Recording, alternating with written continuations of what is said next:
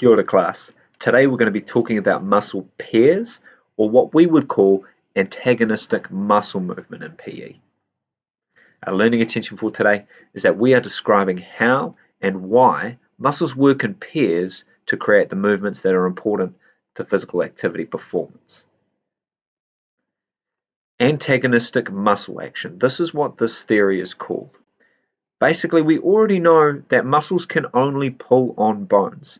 They contract and shorten to pull on a bone on the other side of the joint to make movement happen. We also know that they can't push. If they pull a joint in a certain way, create a movement, that muscle can't then push it back in the opposite direction. It needs a muscle pair to be able to do that. It needs a muscle usually sort of in the opposite position to it and pulling on the bones in the opposite way to make that counter movement happen. So these are called muscle pairs. One muscle will pull on the bones, pull on the joint in a certain way to make a movement happen, and then its muscle pair will be responsible for pulling it in the other direction to make the opposite movement happen.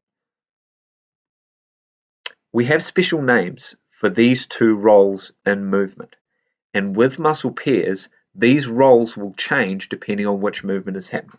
Let me explain. The agonist is the term we use for the muscle that is contracting and shortening and pulling on the bones that makes that particular movement happen. It is also known as the prime mover for this very reason.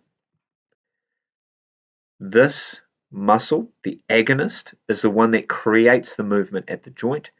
Therefore, the bones are moved. That's its outcome. Now, while this muscle is the agonist, its muscle pair is the antagonist. It is the antagonist because it is the muscle that relaxes and lengthens and allows that movement to happen. If it didn't relax, there'd be no movement at the joint. It would stay exactly where it is. It also controls the speed of the movement. How quickly it relaxes will determine how quickly that movement created by the agonist can happen. It also has the important job of contracting slightly at the end of any movement to prevent injury at the joint, to prevent it moving too far, hyperflexing or hyperextending basically. I have an example video for you to watch now. It's really good because it shows how the roles between agonist and antagonist can change. For example, this video talks about contraction, flexion, and extension at the elbow, and it highlights, depending on which movement is happening, which of the muscle pair is the agonist and which is the antagonist, and then it flips it around and shows you the opposite. So find this video and have a watch. That's all for today.